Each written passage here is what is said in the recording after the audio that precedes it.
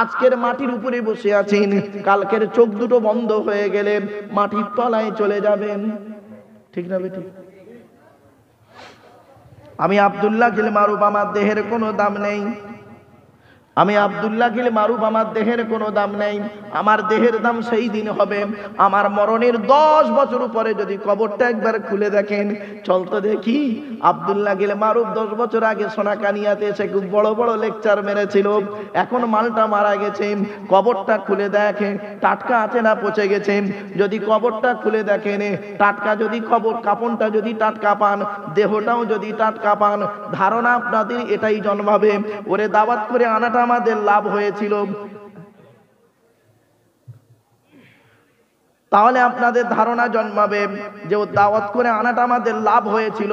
আর যদি দেখেন আমার মৃত্যুর 6 মাস পরে কবরটা যদি খুলে দেখেন, দেহ তো দূরের কথা, কাপনেরও কোনো গন্ধ নেই, ধারণা এটাই জন্মাবে ওরে দাওয়াত করে আনাটা আমাদের লস হয়েছিল।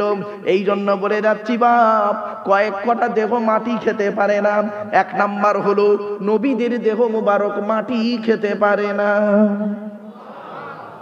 2 নাম্বার হলো শহীদানদের দেহ মুবারক মাটি খেতে পারে না।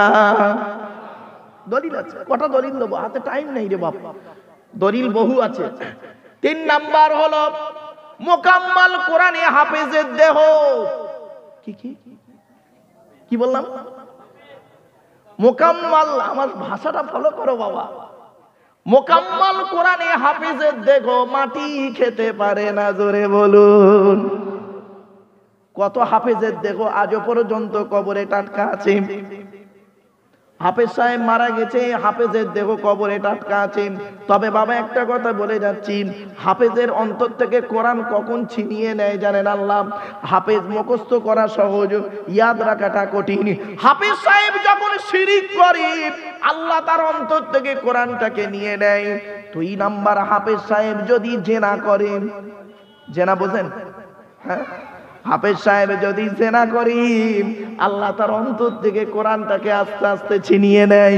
3 নাম্বার, হাফেজ সাহেব যদি হারাম খাবার খেতে শুরু করে আল্লাহ তার অন্তর থেকে কোরআনটাকে ছিনিয়ে নেয়। 4 নাম্বার হলো হাফেজ সাহেব যদি চর্চা করা ভুলে যায়। কিছু বুঝতে পারলেন? এই 4টে কারণে কোরআন থেকে, বুক থেকে কোরআন চলে যায়। অনুরোধ করে বলে যাচ্ছি বাপ, 3 নাম্বার হলো মোকাম্মাল কোরআনে হাফেজের দেহ মাটি খেতে পারে না। 4 নাম্বার হলো হাক্কানি আলেমের দেহ মাটি খেতে পারে না। হাক্কানি আলেমের দেহ, ওই ছেঁচড়া মার্কা আলেম নয় গো বাপ, ওই ছেঁচড়া মার্কা আলেমের কথা বলিনি। হাক্কানি আলেমের দেহ মাটি খেতে পারে না। 5 নাম্বার হলো মুয়াজ্জিনের দেহ। মুয়াজ্জিনের দেহ মাটি খেতে পারে না। 12 বছর যদি কেউ নিঃস্বার্থভাবে আযান দেয় ওই দেহ মাটি খেতে পারে না, টাটকা থাকে। 6 নাম্বার হলো হালাল খানেওয়ালা মানুষেরই দেহ মাটি খেতে পারে না, টাটকা থাকে। হালাল খাবার খায়। এরপরে আল্লাহ পাক জানিয়ে দিলেন বান্দা শোন, 1 নাম্বার হলো নবীদের সঙ্গে বন্ধুত্ব করবি। 2 নাম্বার হলো সিদ্দিকিন, সত্যবাদীদের সঙ্গে বন্ধুত্ব করবি। বাবা সিদ্দিকিন মানে টাইটেল সিদ্দিকি নয় বাবা, সিদ্দিকিন শব্দের অর্থ হলো সত্যবাদী। কি কি? সত্যবাদীদের সঙ্গে বন্ধুত্ব করবেন। মিথ্যাবাদী যদি কোটিপতি হয়, মিথ্যাবাদী যদি কোটিপতি হয় খবরদার তার সঙ্গে বন্ধুত্ব করতে যাবেন না। সত্যবাদী যদি গরিব হয় তার সঙ্গে বন্ধুত্ব করবেন, দুনিয়াতে শান্তি সম্মান পাবেন, আখিরাতে জান্নাত পেয়ে যাবেন। কোরআন বলছে, আমি বলিনি।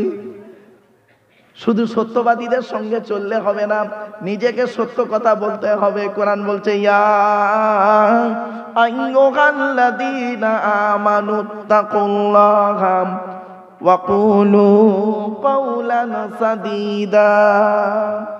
22 নম্বর পারা 6 নম্বর পৃষ্ঠার 9 নম্বর লাইন, সূরার নাম সূরা আহজাবের মধ্যে আল্লাহ পাক বলে দিলেন, হে ঈমানদার বান্দাগণ, তোরা আল্লাহকে ভয় কর, ওয়াকুলু কাওলান সাদীদা, সদা সর্বদা সত্য কথা বল।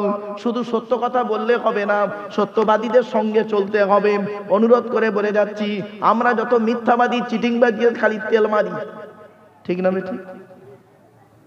মিথ্যাবাদী চিটিং মাছ তাকে খালি তেল মারতেছে, তাকে খালি তোয়াজ করতেছে। আর সত্যবাদী ভদ্রলোক সৎ, তার সঙ্গে বন্ধুত্ব করে না। আল্লাহর কোরআন বলছে, ইয়া আইয়ুহাল্লাযীনা আমানুত্তাকুল্লাহা ওয়া কুনু মা'আস সাদিকিন।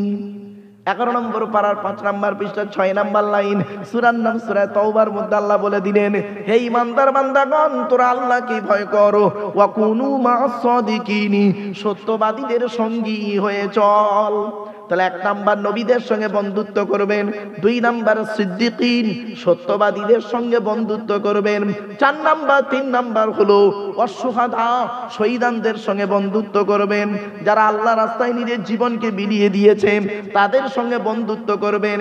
তারা যে পথ অবলম্বন করেছে আপনি সেই পথটা অবলম্বন করবেন। আল্লাহর কোরআন বলছেন, লা তাকুলু লিমান ইউক্তালু ফি সাবিলিল্লাহি আমওয়াত বাল আহইয়াউ ওয়ালাকিন লা তাশউরুন। 2 নম্বর পারা 2 নম্বর পৃষ্ঠা 13 নম্বর লাইন, সূরার নাম সূরা বাকারার মধ্যে আল্লাহ বলে দিলেন, যারা আল্লাহর রাস্তায় নিজের জীবনকে বিলিয়ে দিয়েছে তাদেরকে তোরা কোনোদিন মৃত বলিস না, বরং তারা জীবিত। তোরা তা অনুভব করতে পারিস না। তারা কবরে কিভাবে খায় জানেন? কোরআন জানিয়ে দিচ্ছে, লা তাহসাবান্নাল্লাযীনা কুতিলু ফি সাবিলিল্লাহি আমওয়াতা বাল আহইয়াউন ইনদা রাব্বিহিম ইউরযাকুন। 4 নম্বর পারার 11 নম্বর পৃষ্ঠার 8 নম্বর লাইন, সূরার নাম সূরা আল ইমরানের মধ্যে আল্লাহ বলে দিলেন, যারা আল্লাহর রাস্তায় নিজের জীবনকে বিলিয়ে দিয়েছে তাদেরকে তোরা কোনোদিন মৃত বলে ধারণাও করিস না, বরং তারা জীবিত, আল্লাহর তরফ থেকে খাবার প্রাপ্ত হয়। এই জন্য বাপেদের বলে যাচ্ছি, আর একটা বন্ধুত্ব করবেন কার সঙ্গে? ওয়াসসালিহিন, নেক বান্দাদের সঙ্গে বন্ধুত্ব করবেন, আল্লাহর ওলিদের সঙ্গে বন্ধুত্ব করবেন, হাক্কানি আলেমদের সঙ্গে বন্ধুত্ব করবেন। আল্লাহর নবী বলেছেন, কুন আলিমান, হাক্কানি আলেম হও। হাক্কানি আলেম যদি হতে না পারো, আও মুতাআল্লিমান, হাক্কানি আলেমের ছাত্র হও, তাও যদি সুযোগ না পাও, আও মুহিব্বান, হাক্কানি আলেমরা যেটা বলেন, আও মুস্তামিআন, হাক্কানি আলেমরা যেটা বলেন মনোযোগ সহকারে সেটাকে শ্রবণ করো, তাও যদি কপালে না জোটে, আও মুহিব্বান, হাক্কানি আলিমদেরকে অন্তর দিয়ে ভালোবাসো, ওয়ালা তাকুন খামিসান ফাতুহলিকু, 5 নাম্বারটা হতে যেও না, তাহলে তুমি ক্ষতিগ্রস্ত হয়ে যাবে। মনে রাখবেন, এ দেহে কোনোদিন থাকবে না।